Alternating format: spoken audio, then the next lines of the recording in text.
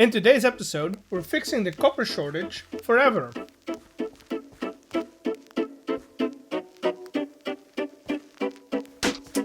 Welcome to a new episode on the single player world, and today we're building a copper farm.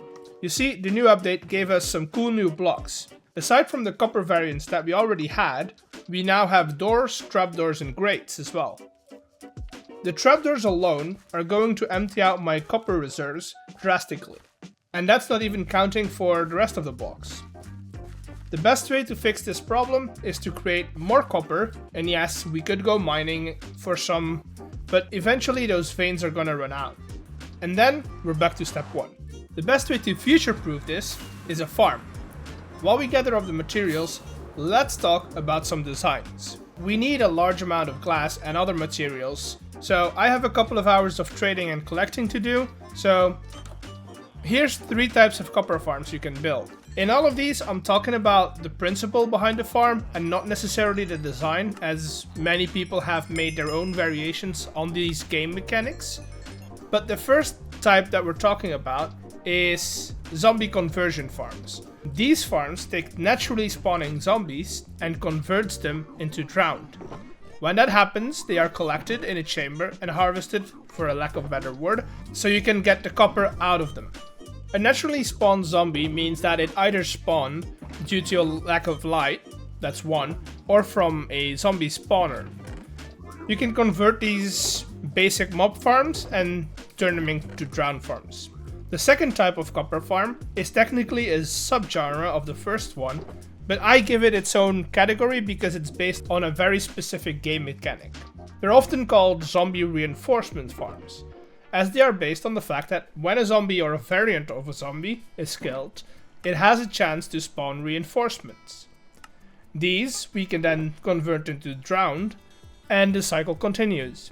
What makes this farm so different from the first category is that the rates on these are a lot higher with less effort. To make a type 1 farm very efficient, a lot of parameters need to be set correctly, like light levels, spawning distance, and so on, whereas a type 2 farm is going to spawn more and more zombies the longer it's active. The third type of farm is a natural drowned farm. These use large tanks in rivers and ocean biomes to spawn large amounts of drowned.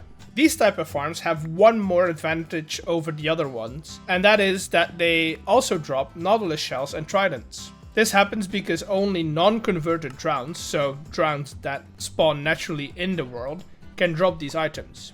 With all of this research we've done, I've decided that I'm going to build a river-based farm, because I think that having a good source of nautilus shells seems like a good thing.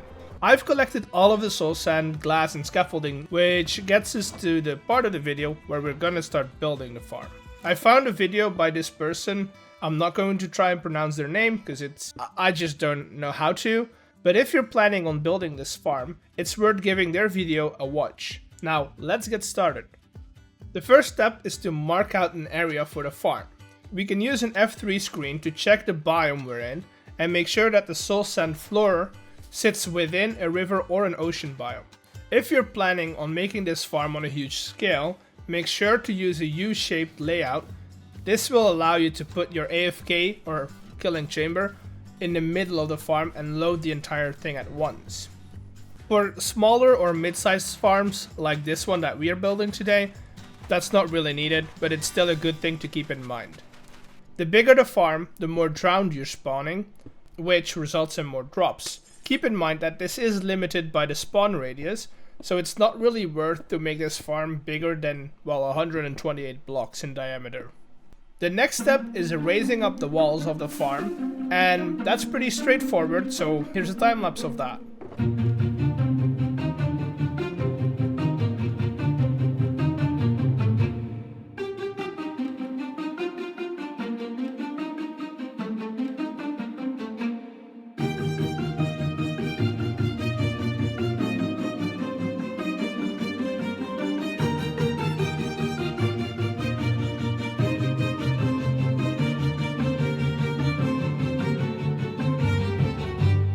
Now that we have the actual tank in place, we can fill it up with water. Smart people might think that we could go layer by layer, place sources along the edge, and eventually we'll fill up the middle. But we could also just put water sources at the top of the farm, then come down here, stack some kelp up to transform all of these flowing water blocks into sources. And if we keep doing this, the entire tank will eventually turn into source blocks. After the water is nice and bubbly, we have to cover it with scaffolding.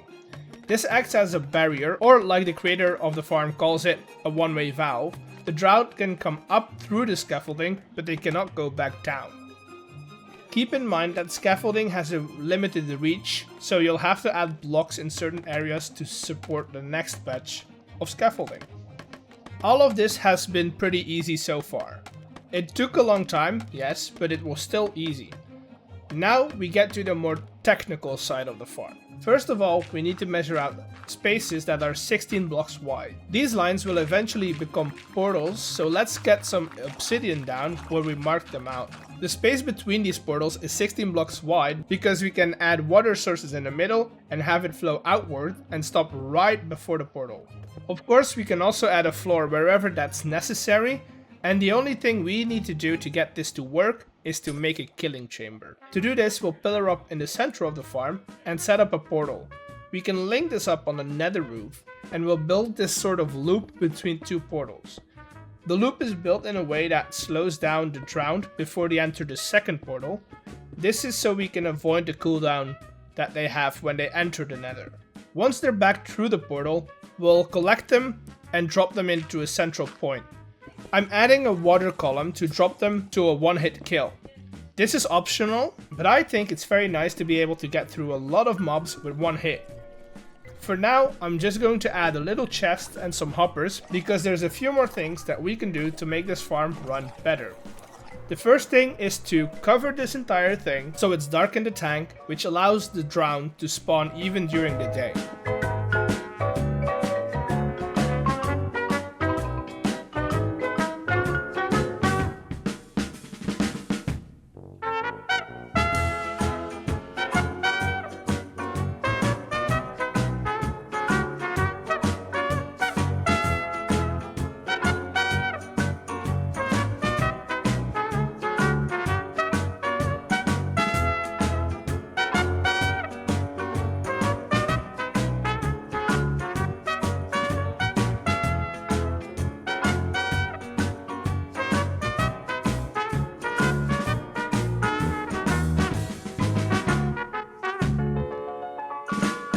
The cover reaches 15 blocks beyond the outer portals, and this ensures that even the outside blocks of the farms are at light level 0. Now, we're ready for the actual collection system. We only want to store the shells and the copper. The rest we can just burn. Before we add the filters in, we're gonna build a basic crafter setup that will compact the copper into copper blocks. That way we can store them a bit more efficient, and we can just store more. The filters go on top of that, and as I mentioned before, we add a dropper at the end that will spit out everything that it has into lava. The farm is giving us a constant stream of drowned, but it's nowhere near as efficient as a lot of these farms that you see in the videos. That's because there's a lot of spawnable spaces within the spawn radius outside of the tank. So let's light them up. Keep in mind that unlike with normal mob farms, you also want to spawn proof the flooded areas. If you don't light up rivers, water, or flooded caves, drowned will spawn in them and eventually fill up the mob cap. Now this is more like it, a nice and fast stream of drowned, giving us all the copper and nautilus shells that we need. And that's going to be it for today. I hope you liked the video. If you did, hit that subscribe button, like the video, and I'll see you all on the next one. Bye!